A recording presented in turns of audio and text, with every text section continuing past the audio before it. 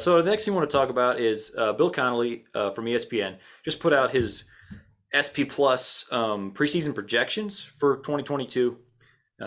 Most of it's behind a paywall. They did release the top 10, so we'll go ahead and share that with y'all. If you have ESPN Plus, I encourage you to go check the whole thing out, the top 25.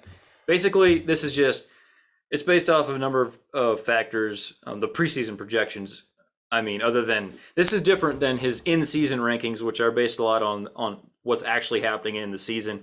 This is based on recruiting, your past 5 years. I can't remember what all the factors are. Returning production, that's part of it. But anyway, his top 10. Number 1 is Ohio State. Number 2, Georgia. Number 3, Alabama. 4, Michigan. 5, Clemson. 6, Texas A&M. 7, Oklahoma. 8, Notre Dame. 9, Tennessee. And 10, Wisconsin. Yeah. Any of these stand out to you, either thinking they're either significantly too high or too low? Yes. Yes. Okay. Just want to preface this a little bit.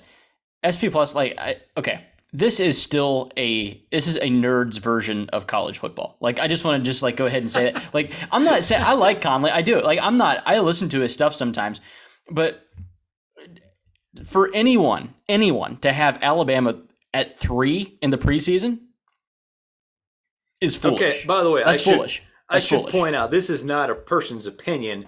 This is what his algorithm spit out. And I'm saying you need to correct the algorithm. Okay. There's something there that you're missing if you're putting Alabama at 3. That's where I see that, and it kind of loses legitimacy maybe a little bit for me. I again like his stuff, and you're right. He normally does a really good job at predicting things. His overall against the spread, he's done a good job. He's what'd you say, 55% or something? Something like that, yeah. Which is good. That's significant. So I get what you're saying, with Ohio State at 1 and Georgia at 2. I understand that. He's looking at all the talent and stuff. I get it. But Alabama is they will be the preseason number 1. They should be the preseason number 1.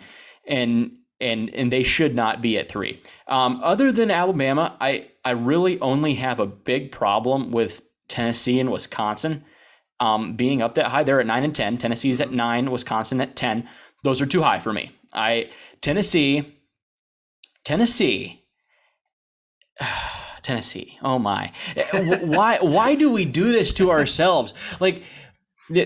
So we think that they're going to overtake Ole Miss this year, and kind of as that 3rd or 4th SEC team, kind of that Sugar Bowl candidate. Yeah. Do we really think that Tennessee's going to go 10 and 2? They have to play Alabama and Georgia and Florida. They have do we think they're going to go 10 and 2? Really? You trust them? I don't understand. Arkansas will finish 2022 in the top 10. They will. That will happen. I do not think that Tennessee will. I don't see it happening. Wisconsin, I have maybe a slightly less problem with. Just they're so consistent. I understand where he's going there. You're going for a consistent team. I get that. I get it. Had they gotten Caleb Williams, dude, top 5 maybe. Who knows? Yeah. But Tennessee is ridiculous. It's funny, actually. Wisconsin is known for always being a little too high in SP Plus. Oh, really? Yeah. He's pointed this out on Twitter often. He gets a little mad sometimes at his own algorithm because Wisconsin seems to have figured it out. Yeah, right. They push just the right buttons somehow that make his computer think that they're better than they really are. What all does he take into it? Is it what's his secret sauce? Is it some kind of turnover ratio or? Running if he's big on Wisconsin, it's got to be some kind of offensive line statistic, right? No, so in the season, it's a per play basis statistic. Okay, yeah. And it uses some things like success rate, basically, which is an efficiency thing.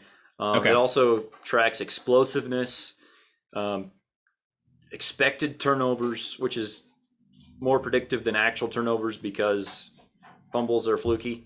Basically, you're supposed to recover 50% of your fumbles and the other team's fumbles. Okay. You're supposed to also, along with that, something like 22% of broken up passes are actually intercepted. Some teams, some teams really flukily, they'll pick off 50%. Iowa. Exactly. Yes, that's exactly. Iowa. Okay. And so if as a predictive measure, SP Plus will go by what your expected turnover should be as opposed to actual. And then finishing drives is one of them. So basically how you do inside the red zone. Okay. And I'm missing one of it. There's 5 factors basically. So what did you see on the list that surprised you on the top 10 there? Ohio State surprised me at 1. I'm with you. Like Alabama is like, if I'm putting a poll out, I'm having Alabama number 1 for preseason 2022. Yeah. And I should also state, like, I like SP Plus as a tool. That's how I view most analytics systems. Like, they're wonderful tools, but then you have to like account for things that the analytics can't see. For example, like someone is hurt or whatever. Like, it's always good to use these things as a tool. So if I was using this as a tool, I would tweak a few things. I would put Alabama at 1. I did find it interesting that they actually had Georgia ahead of Alabama. Me too. Which was, like, I think that makes me feel a little bit better about Georgia's chances next year. Why? What? Because part of it should not. It should absolutely not. Okay, all right. I'm a Georgia fan. Like I How do you rank those 3 right now? Because I think it's clear those are the top 3 going into next season. Understood. Yeah, no, I mean, we said that last year too, though, and like there was a clear drop after Georgia, Alabama, and Ohio State, and it actually turned out it was just Georgia and Alabama, and then there was a drop. But like, I think that, I mean, not that the same thing could be happening again, but Alabama's absolutely at 1, and you could convince me to go Ohio State 2, Georgia 3. But I would still probably lean Georgia 2, Ohio State 3, simply because Ohio State cannot stop a running attack. They cannot, and they can't block anymore. Yeah. So, Alabama has, we've went over this all the time. Do I like it? No. Am I an Alabama fan? No. Do I very much dislike them, but they have the best quarterback and the best pass rusher in the country. Not to mention the best coaching staff. They should be number 1. I think part of the reason that they have that the formula likes Ohio State so much is because their offense is so much better than anybody else's. And obviously that's balanced out by the defense when you're comparing to Georgia and Alabama. But it's just such a big gap that I think that's probably what the formula saw. And they're returning top tier quarterback and probably the best receiving core in the country. Anyway, moving on down the list, I think probably one of the ones that stands out to me as being too high is Michigan at 4, just because they lose so much on that defense. And that was really their bread and butter last year, was the defense. Right. SP Plus is projecting their offense to get better, which is probably likely. But I just don't know if it matters that much, because I do think their defense will take a step back. What do you think on Michigan? Yeah, I'm conflicted. Who are you going to put above them? You're going to put Clemson? Do I trust Michigan or Clemson more? Well, I'd probably trust Michigan more, right? Do you trust A&M or Michigan? I still trust Michigan. I don't trust A&M or Clemson. Those are the teams right below them. You could convince me Oklahoma or Notre Dame, maybe, but that's a bit of a drop. I still would be taking Michigan. I think Michigan, for me, Michigan is a good number 4 team. Okay. Just simply because I don't trust the teams below them. I understand. I mean, I understand he has all the analytics to this, and I'm going strictly off of feel. How I feel about these teams, and do I trust them? Would I bet money on them? And I would bet money on Michigan, but I would not be betting on Clemson or A&M this year. Gotcha. It's funny that those are the 4 teams you mentioned. I do think that those 4 plus Michigan, it's kind of that next year. Yeah, it is. And I would just probably have Michigan closer to the bottom of that tier.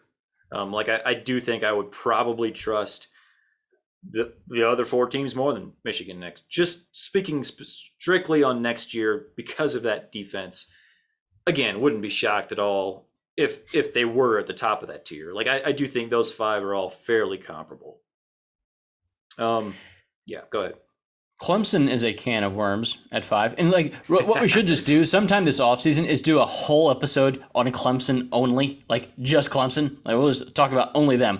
Yeah. Because they are the ultimate wild card. Like Absolutely. they could be a really, really good team, a playoff team. They could win a game in the playoff and go to the championship and play for the like I don't think they're quite at that level, but they could be like we've seen that. That wouldn't be surprising to anyone if they made that.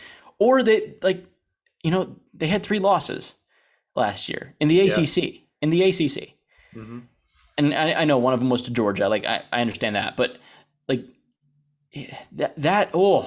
watching those games, they could have lost 5. Like they could have lost so many more games last year that they just somehow just squeaked out. And the offense was such a struggle. And do we believe that Cade Klubnik is just going to be able to come in there, completely change it with a new offensive coordinator, a new defensive coordinator too?